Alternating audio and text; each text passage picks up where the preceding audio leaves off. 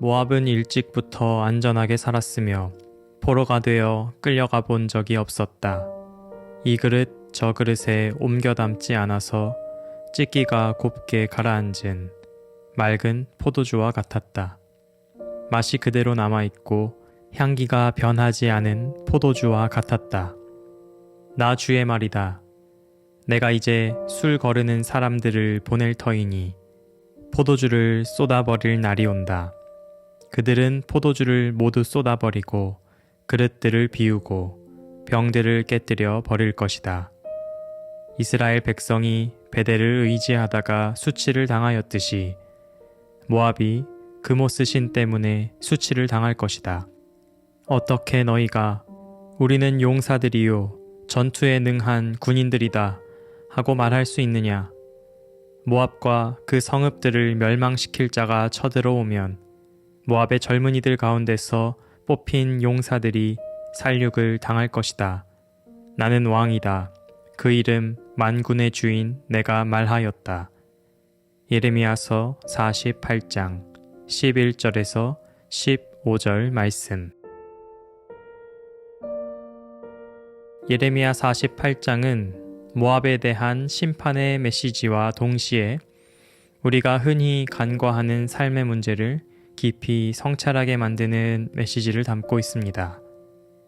이 본문을 읽으며 가장 눈에 띄는 표현 중 하나는 11절에 나오는 찢기가 곱게 가라앉은 맑은 포도주와 같았다는 비유입니다. 이 표현은 고대 근동에서 흔히 사용되던 포도주 제조 기술을 떠올리게 합니다. 고대 근동에서 포도주를 만드는 과정은 단순한 기술이 아니라 하나의 예술이었습니다. 첫 번째로 발효가 시작되면 술 찌꺼기가 생기는데 이를 여러 번 걸러야만 제대로 된 맛과 향을 낼 수 있었습니다. 이 과정은 많은 시간과 인내를 요구합니다. 그러나 한 번도 걸러내지 않고 놔두면 술 찌꺼기 냄새와 맛이 온통 포도주에 배어 변질됩니다. 또한 한 번 걸러낸 뒤 바로 다음 단계를 진행하는 것이 아니라 술 찌꺼기가 가라앉도록 충분한 시간을 기다려야 합니다. 예레미야는 이 과정을 빗대어 모압을 설명합니다. 모압은 고대 근동에서 비교적 안전한 지역으로 알려져 있었습니다. 산악지대와 사해 동쪽의 지형적 요새는 외적 위협으로부터 자연적으로 보호막을 제공했습니다. 농업과 무역도 번성했기에 경제적으로도 안정적이었습니다. 그러나 이러한 안정은 그들 안에 은밀한 덫을 만들어냈습니다. 본문에 따르면 모압은 이 그릇 저 그릇에 옮겨 담지 않았다고 묘사됩니다. 모압은 하나님께서 주신 안정 속에서 스스로를 점검하거나 변화하지 않았습니다. 오히려 자신의 안정과 성공을 자신의 공로로 돌리며 자만에 빠졌습니다. 예레미야 48장 7절은 내가 너의 손으로 만든 것들과 너의 많은 보물을 의지하였다고 말합니다. 그들의 평화는 하나님의 은혜였지만 그들은 이를 깨닫지 못하고 자신들을 절대 안전한 존재로 여겼습니다. 그러나 하나님께서는 그들의 안정과 자만이 오히려 영적, 도덕적 타락으로 이어졌다고 말씀하십니다. 아무 일도 없었다는 그들의 말 속에 사실은 모든 것이 잘못되고 있었다는 역설이 숨어 있는 것입니다. 모압의 문제는 단지 외적 안정에만 있지 않았습니다. 중요한 것은 그들이 안정 속에서 아무런 위협도 느끼지 못하며 스스로를 속였다는 점입니다. 이들은 하나님께서 주신 평화를 자기 공로로 돌리고 외적 도전에 대비하거나 영적 변화를 추구하려는 시도조차 하지 않았습니다. 결과적으로 안정은 축복이 아니라 스스로를 망치는 함정이 되었습니다. 인간은 누구나 익숙한 환경에 머무르고 싶어 합니다. 변화는 언제나 두려움을 동반하기 때문입니다. 하지만 걸러내지 않은 삶은 결국 탁해지고 처음에는 보이지 않던 문제들이 우리 삶 전반을 물들입니다. 하나님께서는 이 걸러내는 과정을 통해 우리가 더 맑고 풍성해지기를 바라십니다. 모압의 이야기는 현대 사회에서도 그대로 재현되고 있습니다. 한국 사회는 빠른 경제 성장과 기술 발전을 이루며 안정과 번영을 이룩했습니다. 그러나 이 안정이 우리를 더 나은 공동체로 만들었는지 아니면 우리가 스스로를 갉아먹으며 멈춰서게 만들었는지 돌아볼 필요가 있습니다. 우리는 너무 자주 안정에 안주하며 도전을 외면합니다.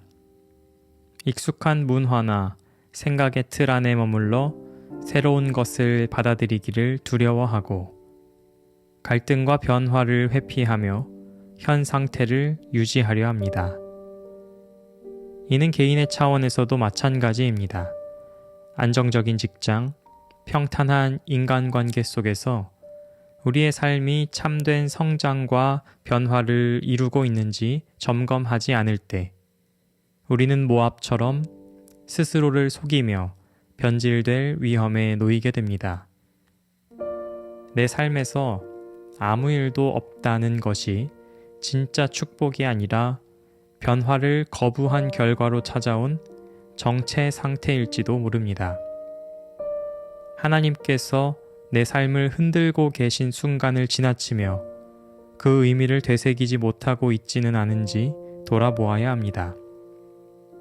하나님은 때때로 우리의 삶을 흔드시며 걸러내십니다. 변화는 고통스럽고 익숙했던 것을 떠나야 하는 과정이기에 두렵습니다. 하지만 그것은 반드시 필요한 과정입니다. 술찌꺼기가 제거되지 않으면 포도주는 맑아질 수 없듯이 우리의 삶도 하나님께서 걸러내시는 과정 없이는 더 깊은 단계로 나아갈 수 없습니다. 걸러짐은 나를 깨뜨리기 위한 것이 아닙니다. 그것은 내 안에 있는 술찌꺼기를 제거하고 더 맑고 깊은 존재로 나아가게 하려는 하나님의 초대입니다. 하나님의 손길로 인한 흔들림은 반드시 우리를 더 맑게 하고 더 깊어지게 만듭니다. 그렇다면 지금 자신의 삶에서 하나님께서 흔드시는 부분은 어디일까요? 그 변화를 받아들일 준비가 되어 있습니까? 우리는 흔들림을 두려워합니다. 익숙한 것들을 잃고 무엇이 옳지 알 수 없는 불확실성 속으로 들어가야 하기 때문입니다. 하지만 잘 생각해 보십시오. 정체된 채로 남아있는 것이 정말 안전한 선택일까요?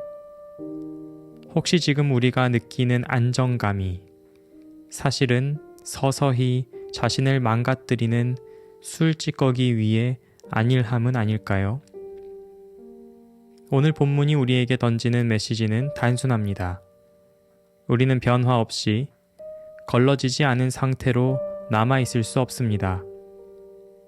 더 나은 삶으로 나아가기 위해 그리고 더욱 살아있는 존재로 성장하기 위해서는 흔들림을 받아들여야 합니다. 자신이 오늘까지 붙잡고 있던 안정은 정말 진정한 평화였나 돌아보면 좋겠습니다. 그 흔들림 속에서 우리는 새로운 질문을 던지고 답을 찾아갈 수 있습니다. 결론적으로 변화의 과정은 선택이 아니라 필연입니다. 그 안에서 내 삶의 본질을 다시 바라보고 더 맑고 깊은 존재로 성숙해지는 여정에 참여할 것인지가 우리의 몫입니다. 걸러지는 그 순간 불안하고 흔들릴 수 있지만 그것이야말로 진짜 살아있는 삶을 경험하는 길입니다. 우리의 안일함을 깨뜨리시는 은혜를 감사드립니다. 삶의 안정에 안주하지 않고 당신의 인도하심에 따라 한 걸음씩 나아가게 하여 주십시오. 흔들리는 과정 속에서도 당신의 뜻을 발견하며 삶을 더욱 맑고 풍성하게 만들어 갈 수 있도록 도와주십시오. 아멘.